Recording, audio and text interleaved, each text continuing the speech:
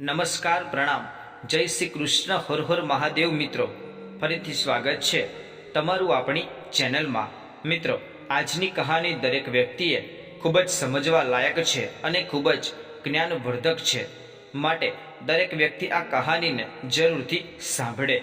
તો મિત્રો, તમને વિનંતી છે કે વિડીયોના અંત સુધી જોડાયેલા રહેજો અને વિડીયો પસંદ આવે તો લાઈક શેર કરજો. અને હજુ સુધી જો તમે અમારી ચેનલને સબસ્ક્રાઇબ ના કરી હોય તો અત્યારે જ સબસ્ક્રાઇબ કરી દેજો તથા કોમેન્ટ બોક્સમાં જય શ્રી કૃષ્ણ તથા હર હર મહાદેવ જરૂરથી લખી દેજો, જેથી ભગવાનની કૃપા આપણા સૌ પર નિરંતર બની રહે. તો ચાલો કહાની શરૂ કરીએ. મથુરામાં રાજા ઉગ્રસેન રાજ્ય કરતો હતો. તેને પવનરેખા નામે રાણી હતી. એક દિવસ તે પોતાની સખીઓ સાથે વન વિહાર કરવા ગઈ. ત્યાં દુમલિક નામનો રાક્ષસ આવી ચડ્યો. તેની દ્રષ્ટિ રાણી પવનરેખા ઉપર પડી. રાક્ષસે રાજા ઉગ્રસેનના જેવું માયાવી રૂપ ધારણ કર્યું અને રાણી સાથે આનંદ કરવા લાગ્યો. પવનરેખા કાંઈ સમજી નહીં ને તેને ગર્ભ રહ્યો. આ ગર્ભમાં રાક્ષસ કાળનેમીએ પ્રવેશ કર્યો. 9 મહિને રાણીને પુત્ર જન્મ્યો. તેનું નામ કંસ રાખવામાં આવ્યું. આ કંસ કાળનેમીનો અવતાર હતો. કંસમાં જન્મથી જ રાક્ષસના લક્ષણો હતા. 8 વર્ષની વયે તો તે મગધ દેશમાં ગયો અને જરાસંધ જોડે મલ્લદ યુદ્ધ કરીને જીત્યો. આવો તો તે બળવાન હતો. કંસના કાકા દેવકને એક પુત્રી હતી. તેનું નામ દેવકી હતું. કંસે તેને પાળી પોષીને મોટી કરી હતી. દેવકી સમજણ થતાં જ વાસુદેવ નામના યાદવ સાથે તેના ધામધૂમથી લગ્ન થયા. આજે કંસના આનંદનો પાર ન હતો. તે પોતાની બહેન દેવકીને સાસરે વળાવવા નીકળી અને પોતે રથ હાંકવા બેઠો. રથ થોડે દૂર ગયો ત્યાં અવકાશવાણી થઈ, હે કંસ, આ દેવકીનું 8મું બાળક તારો નાશ કરશે. આટલું સાંભળતા કંસની વૃત્તિઓ પલટાઈ ગઈ. તેને થયું, જો હું દેવકીને મારી નાખું તો તેને બાળક ક્યાંથી થશે. તેને ઝટ ખડક કાઢ્યું અને દેવકીને મારવા ગયો. ત્યાં વાસુદેવ વચ્ચે પડ્યા અને કહ્યું, જો તમારી બહેનનો વધ કરશો તો તમને સ્ત્રી હત્યાનું પાપ લાગશે. તમને દેવકીના બાળકનો ડર લાગતો હોય તો દેવકીને મારવાનું કારણ શું? તેને જેટલા બાળકો જન્મશે તેટલા હું તમોને આપતો જઈશ. વાસુદેવની વાત કંસને ઠીક લાગી. પાછો ઘડીકમાં તેનો વિચાર ફર્યો કે કદાચ વાસુદેવ બાળકોને ન લાવી આપે તો હાથે કરી શા માટે મોત ઊભું કરવું. ઝટ તેને રથ પાછો મથુરા હંકારી મૂક્યો અને પોતાના બહેન બનેવીને કારાગૃહમાં પૂર્યા. કંસના પિતા ઉગ્રસેન કાંઈ હા ના કહે તે પહેલા તેમને ગાદી ઉપરથી ઉઠાડી મૂક્યા, કારાગૃહમાં પૂર્યા. આમ કંસ પોતાના પિતાના જીવતે જીવ જ મથુરાની ગાદી ઉપર ચડી બેઠો.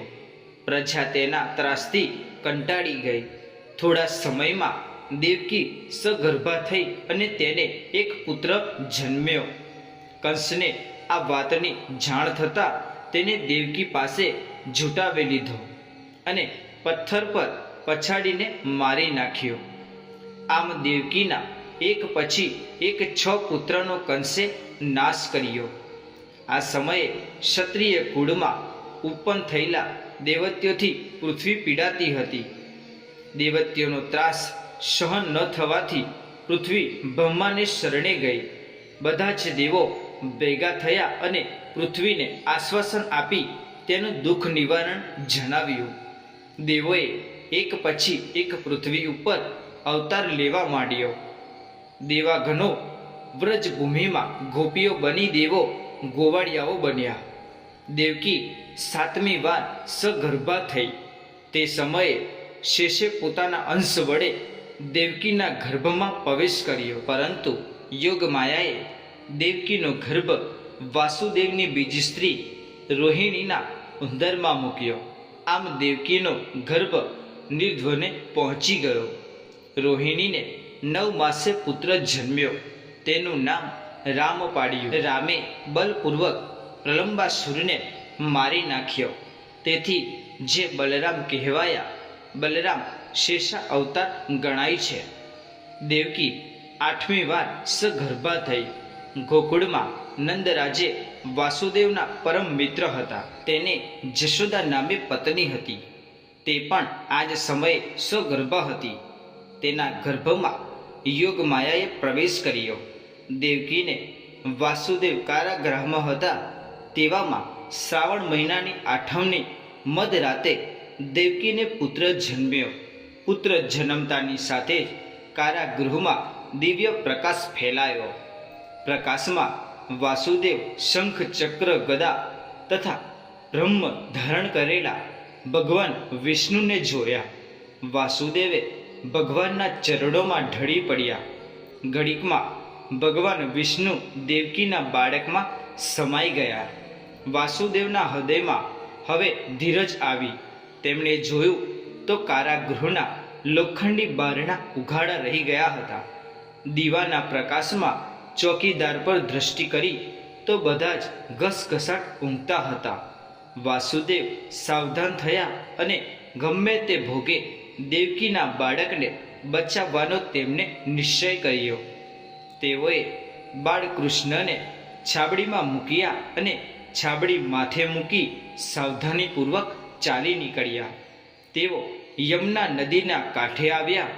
યમુના નદી પાણીથી ઘૂઘવાટા લઈ રહ્યું હતું. આજ તેમના શરીરમાં દેવી શક્તિનો સંચાર થયો હોવાથી તેમને ગમે તે સંકટનો પ્રતિકાર કરવાનો નિશ્ચય કર્યો. સાહસપૂર્વક તેમને નદીના પાણીમાં પગ મૂક્યો. ઘૂઘવતી યમુના જાણે શાંત બની ગઈ. વાસુદેવ ક્ષેમ કુશળ ગોકુળમાં નંદરાજાના ઘરે ગયા. તેમણે નંદરાજાને બધી વાત કરી અને પોતાનું બાળક તેમને સાચવવા સોંપ્યું. જશોદાને આ જ સમયે એક છોકરીનો જન્મ થયો હતો. તે જાણતી હતી કે કંસ અવશ્ય મારી બહેનપણી દેવકી ઉપર અત્યાચાર કરશે. એટલે તેણે કૃષ્ણના સાટામાં પોતાની નાની બાળકી વાસુદેવને આપી. તેને શ્રદ્ધા હતી કે તે છોકરી છે એટલે કંસ નહીં મારે. વાસુદેવ છોકરીને લઈને કારાગૃહમાં પહોંચી ગયા. વાસુદેવે છોકરી દેવકીના ખોળામાં મૂકી અને બધી જ વાત કરી. કારાગૃહના બારણા બંધ કરી દીધા. વાત સંભાળી દેવકી નિરાત વળી. સવારે કંસને ખબર પડતા જ એ જ ક્ષણે તે કારાગૃહમાં આવ્યો અને બાળકની માગણી કરી. વાસુદેવે વિનંતીપૂર્વક કહ્યું, રાજન, દેવકીને પુત્રી જન્મી છે. પુત્રી દ્વારા આપને કંઈ વિઘ્ન નહીં આવે. કંસે કહ્યું, વાસુદેવ, તમારું કહેવું ખરું છે, પરંતુ બતાવો તો ખરા. વાસુદેવે વહાલથી છોકરીને કંસના હાથમાં આપી.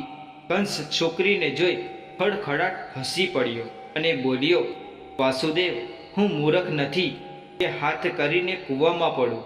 આમ કહી નિર્દય કંસે છોકરીને પથ્થર ઉપરથી બળપૂર્વક પછાડી. પણ આ શું? છોકરી અદૃશ્ય થઈ ગઈ અને જતા જતા બોલી, કંસ, ઈશ્વર લીલા તું શું સમજી શકે?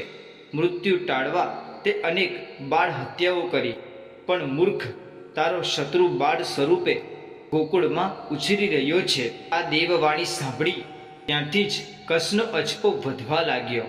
તેને પોતાના રાક્ષસ મિત્રો અને પૂતના જેવી દાસીઓને ગોકુળ મથુરાના બાળકોને મારી નાખવાનું કામ સોંપ્યું. પૂતના માસીઓ રૂપે નંદ રાજાના ઘરે ગઈ અને રત્ન ઉપર હળાહળ વિષ ચોપડી કૃષ્ણને રત્ન પાન કરવા ખોળામાં લીધા. પરંતુ કૃષ્ણ તો પોતાની સાંઠે નાગને રત્નપાન કરાવ્યું. ઘડીકમાં પૂતના મૃત્યુ પામી કંસની આખી યોજના ભોગટ ગઈ. ત્યારે પછી કંસે બકાસુર, ધેનુકાસુર, કેશી, અઘાસુર જેવા રાક્ષસોને મારવા મોકલ્યા. પરંતુ કૃષ્ણ તે બધાનો નાશ કર્યો. કંસ જેમ જેમ યુક્તિઓમાં નિષ્ફળ ગયો તેમ તેમ તેની ચિંતા વધવા લાગી. છેવટે તેણે અક્રુજીને રથ લઈ કૃષ્ણને તેડવા મોકલ્યા. ગોપીઓની વિદાય લઈ અક્રુજી સાથે ભગવાન કૃષ્ણ મથુરા આવ્યા. અહીં કંસે કૃષ્ણને મારવા જાત જાતની યુક્તિઓ કરી રાખી હતી. કૃષ્ણ મથુરાની સાંકડી ગલીમાં પ્રવેશ કર્યો તે વેળાએ કંસે કુવલિયા પીડ નામના મદોન્મંદ હાથીને છૂટો મૂક્યો. હાથીને પોતાની સામે ઘસી આવતો જોઈ કૃષ્ણ સાવધાન થયા અને સૂંઢ પકડી બળપૂર્વક તેના એક દંતુશળને ઉખાડી દીધો અને એ જ દંતુશળના ફટકારાથી એ ભયાનક હાથી મારી નાખ્યો. ત્યાં તો કંસે બીજી યુક્તિ કરી રાખી હતી.